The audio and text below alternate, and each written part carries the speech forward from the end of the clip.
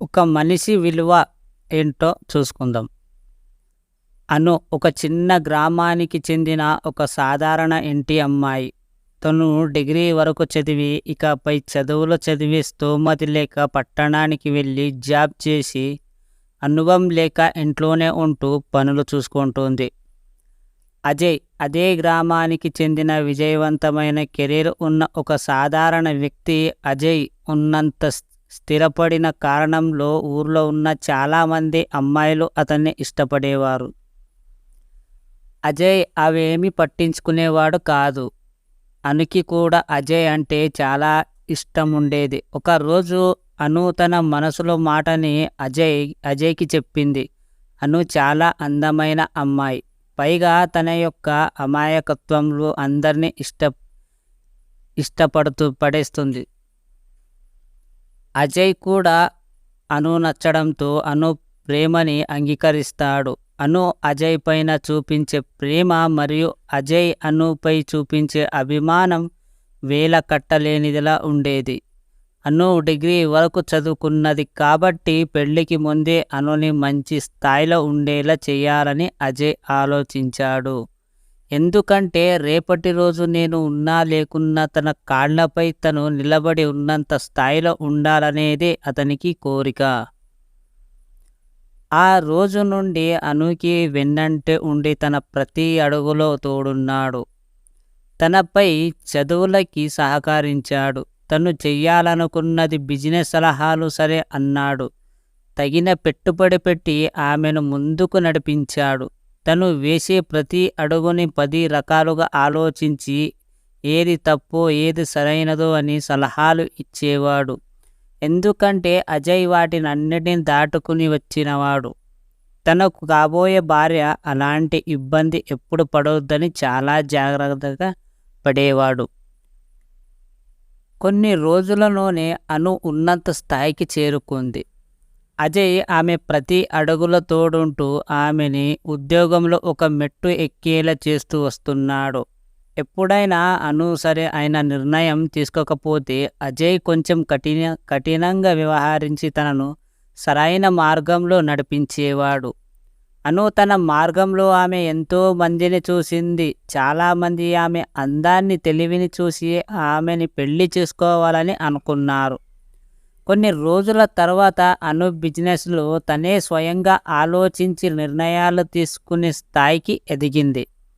ఇక అజయ్ ఎలాంటి సలహాలు ఇచ్చినా తీసుకునే పరిస్థితిలో ఆమె లేదు. అజయ్ ఇచ్చే సలహాలను ఆమె పాటించడం మానేసింది. అజయ్ అనుకి అలా చేస్తే బాగుంటుంది, ఇలా చేస్తే బాగుంటుంది అని నచ్చచెప్పే ప్రయత్నం చేసినా అజయ్ని తిట్టేది. నీ సలహాలు నాకేం అక్కర్లేదు, నేను స్వంతగా ఆలోచించగలను. నీ బోడి సలహాలను ఇంకెవరికైనా చెప్పు, నాకు వద్దు. అయినా అసలు నువ్వు నా నుండి దూరంగా వెళ్ళిపో, అప్పుడే నేను సంతోషంగా ఉంటాను అని అంది. ఆ మాటలు అజయ్ మనసు విరిగిపోయింది. అజయ్ చాలా బాధపడ్డాడు.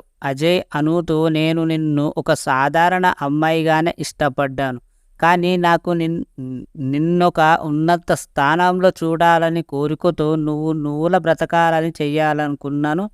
మొదట్లో నేనిచ్చే సలహాలు అన్నీ తీసుకున్నావు, మంచి ఉన్నత స్థాయిలోకి వచ్చావు. నేనిప్పుడైనా కఠినంగా వ్యవహరించిన అది మంచి కోసమే, కానీ ఇప్పుడు నీకు మాట లేని నీకు చేదయ్యావు. నేను ప్రేమించిన అనుది ఇది కాదు. ఇక నేను నీ జీవితంలోకి నేను రాను అని చెప్పి వెళ్ళిపోయాడు. అను అజయ్ మాటలని పట్టించుకోలేదు. నువ్వు కాకపోతే నాకు ఇక్కడ చాలామంది ఉన్నారు అని అనుకుని మనసులో నవ్వుకుంది. కొన్ని రోజులకి అను తన ఆస్తి మొత్తం పెట్టుబడిగా పెట్టి మరో కొత్త బిజినెస్ స్టార్ట్ చెయ్యాలనుకుంది. తన సొంత ఆలోచనలతోనే అన్ని పనులు చేసుకుంటూ వచ్చింది. సడన్గా ఒక రోజు గవర్నమెంట్ నుండి ఉత్తరాలు రావడం, త్వరగా బిజినెస్ని క్లోజ్ చేయాలని చెప్పడం జరిగింది. అది విన్న అను ఒక్కసారిగా కుప్పకూలిపోయింది. ఎంతమందిని సహాయం కోరినా ఎవ్వరు తనకు అండగా నిలబడలేరు. ఒకప్పుడు తన తెలివిని మెచ్చి పెళ్లి చేసుకోవాలనుకున్న వాళ్ళు కూడా మాకేం తెలియదు అన్నట్లు వెళ్ళిపోయారు. ఆ క్షణం ఆమె మదిలో మెదిలిన వ్యక్తి అజయ్. అసలు అజయ్ నా పక్కన ఉంటేనే నాకు పరిస్థితి వచ్చేది కాదు.